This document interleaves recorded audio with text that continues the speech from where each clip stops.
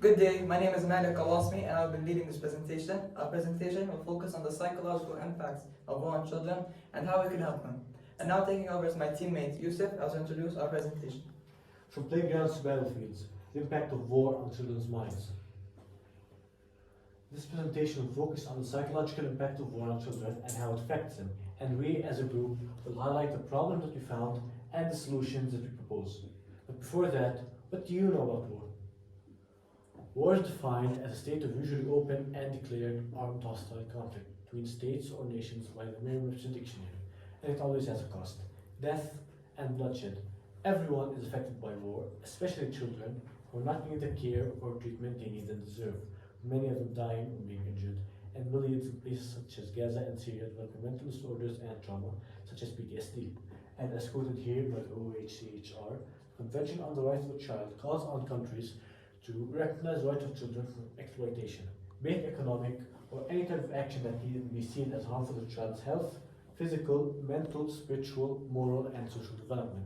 This is a legal and moral obligation that everyone must adhere to. And moving on to Malik, who will be introducing the problems and explaining the political effects. During our research, we found many major problems, but the most important problems that we found and focused on were clinical effects, media's portrayal, and radicalization. I will now explore the profound psychological impacts of war on children, focusing on challenges such as heightened anxiety and aggression. Children in Syria are constantly stressed by the fear instilled by war. They react anxiously to everyday sounds, while the absence of safe play spaces leads to increased aggression. Post-traumatic stress disorder, PTSD, emerges as a significant issue, disrupting both mental health and daily life, particularly in war-torn regions. In response to these challenges, we should focus on the interventions and support systems. Mental health services, humanitarian aid, and education support are half the crucial components in addressing immediate needs through counseling, therapy, and essential resources. A comprehensive approach is into fostering resilience, community rebuilding, and mutual support, underscoring the necessity of a multi-phase strategy for sustainable recovery in conflict-affected areas. And now Hiba will take over to discuss the media's portrayal. In examining the impact of war on children, it's essential to consider the resilience and adaptiveness in the face of conflict. According to the 2021 documentary from the New York Times about children in Gaza titled "Filmmakers Ask Children, What is Your Dream?", they display a realistic view to coping with their circumstances by demonstrating a sense of responsibility towards their families, a strong desire to return to a resemblance of a normal life, which includes attending school and having access to clean water and food. This suggests that children affected by conflict are not passive victims, but active participants in their struggle for normalcy and survival. Children under conflict are aware of their media representation and are proactive in how they want people to see them. They do not wait for traditional media. More and more children and adolescents in conflict zones increasingly turn to social media to share their experiences and perspectives. The shift represents a move towards self-representation in an effort to control the narrative of their circumstances. By doing so, they become witnesses and documentarians for their own stories. Their contributions on platforms like Twitter, Instagram, and Facebook can influence public perception and shape policy responses, and even contribute to their legacy by serving as evidence in international forums and agencies. This emergence of this type of citizen journalism has several positive outcomes. It helps deter radicalization by providing an outlet for self-representation and activism, but also empowers these young individuals to advocate for change in their situation and broader their policy reforms. The question arises, why do children in conflict zones gravitate towards social media for self-representation? Consider the case of Gaza, where 47% of the population are children and 78% of those have access to the internet. Social media offers a platform for self-motivated children to create and share content without censorship, enabling them to reach a global audience directly.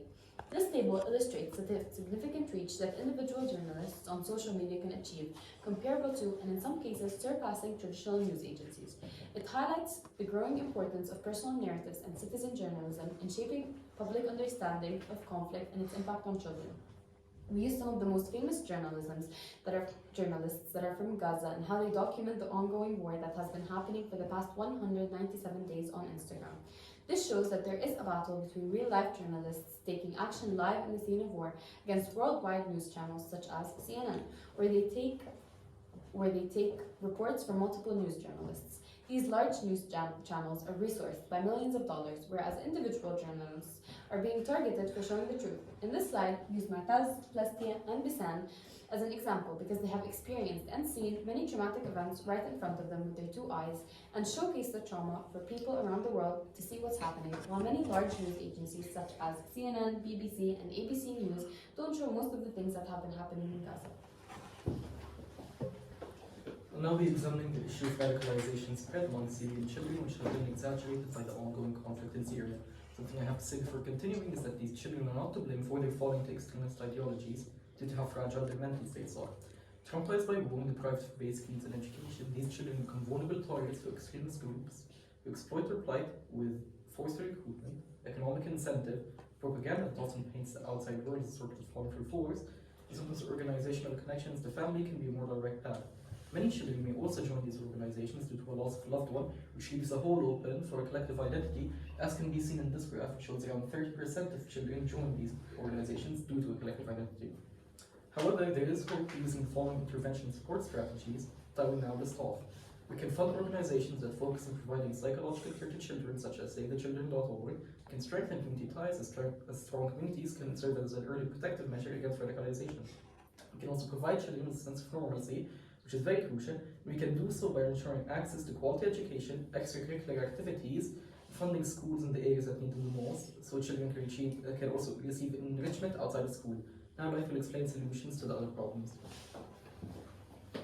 According to our research, we found multiple solutions to address the problems and found that these 3 solutions highlights the children's mental well-being. These 3 solutions are most effective. The first solution I will propose is parental or guardian support during and after war. Supporting children in war zones requires addressing parents' emotional sensitivity, attachment style, and PTSD symptoms. Having parental or guardian support through emotions can help make children feel safe, help them manage their fears, and help them recover in a healthy way. For example, they can show support through emotional help by spending time with them, having the understanding of patience to deal with them. Furthermore, we need to provide immediate aid and intervention. Immediate humanitarian aid should prioritize children's basic needs, including basic access to basic services like food, shelter, and health care. And psychological first aid should reduce post-traumatic distress and support adaptive function, including rebuilding their structures and emotional regulation. For example, organizations can set up places where children can find safety, receive basic needs like food, water, and healthcare, and access psychosocial support. Lastly, we have school intervention. Schools offer affordable, accessible, and stigma-free treatment programs for various economic and ethnic groups. These programs provide a built-in support structure, restoring a child's sense of security by offering activities that help them process traumatic events, express emotions, and seek help. For example, schools can offer places where children can find safety and feel secure and express their emotions. And we will end our presentation with the conclusion presented by Malik. In conclusion, war inflicts severe mental harm on children, leaving them vulnerable to anxiety, aggression, and PTSD. Yusuf shed light on the long-lasting psychological trauma children experience in war zones. I delved into clinical effects, shedding light on heightened anxiety, increased aggression, and the prevalence of PTSD among children in war-torn regions. Intervention support systems, including mental health services, humanitarian aid, and education support, emerge as crucial components in addressing these challenges and fostering sustainable recovery. The media can be a double-edged sword, as Hiba explained. She also explained how it can also raise awareness about the plight of children in war, but how it can also exploit them. Farid highlighted the danger of radicalization, with vulnerable children open to extremist ideologies. However, support programs can intervene and help them steer away from such paths. Life proposed practical solutions, immediate aid, school programs, and parental support to restore a sense of security and well-being for children affected by war. Ultimately, addressing this conflict requires a global approach that prioritizes the rights and well-being of children caught in conflict. By working together, we can build a more compassionate and supportive global community. Thank you for your time, and now we will take 2 minutes for questions.